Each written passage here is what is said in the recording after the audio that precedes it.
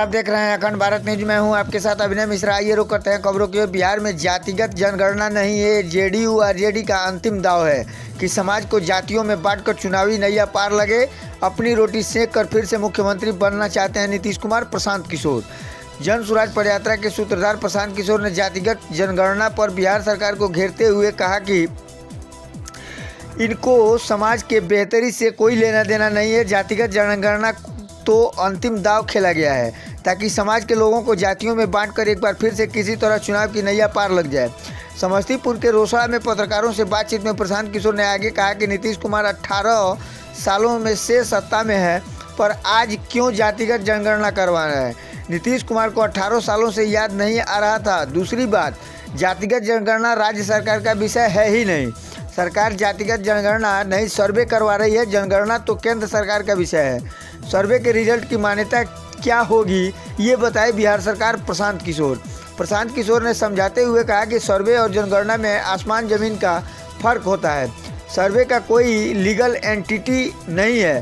सरकार ने इस बात को कभी स्पष्टता से नहीं बताया कि सर्वे का जो रिजल्ट आएगा उसकी मान्यता क्या होगी। उसकी मान्यता तो कुछ है नहीं। राज्य सरकार सर्वे कभी भी करा सकती है। मान लीजिए कि अगर लीगल एंटिटी मिल भी गई तो जातियों के जनगणना मात्र से लोगों की स्थिति सुधरेगी नहीं।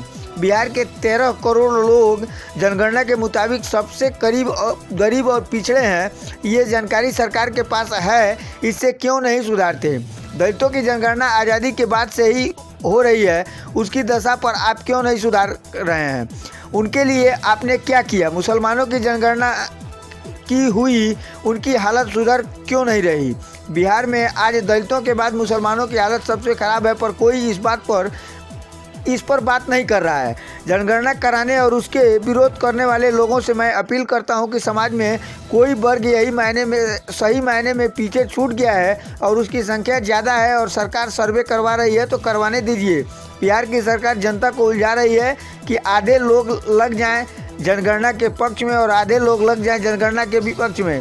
इसके बाद कोई इसकी चर्चा न करे कि बिहार में पढ़ाई हो रही है कि नहीं, रोजगार मिल रहे हैं कि नहीं। सब एक बार जात में आग लगाकर अपनी रोटी सेक कर फिर से एक बार मुख्यमंत्री बन जाए। आइए सुनते हैं प्रशांत किशोर ने क्या कुछ कहा है। जनगणना करा रहे हैं, इनको समाज के बेहतरी से लेना देना नहीं है। ये तो एक अंतिम दाव खेले हैं कि समाज को फिर जातियों में बांटकर एक बार किसी तरह चुनाव की नैया पार लग जाए। भाई जातिगत जनगणना पहले तो आप 18 साल से सत्ता में हैं, आज क्यों जातिगत जनगणना करा रहे हो। 18 साल से आपको याद नहीं आ रहा था। दूसरी बात, अगर जातिगत जनगणना आप करा रहे, जनगणना आपके विषय का राज्य सरकार का विषय ही नहीं। आप जनगणना नहीं करा रहे हैं, आप सर्वे करा रहे हैं। सर्वे करा रहे हैं। जनगणना तो केंद्र सरकार का विषय है और सर्वे और जनगणना में जमीन आसमान का फर्क है, क्योंकि सर्वे का कोई लीगल सेंटिटी नहीं है।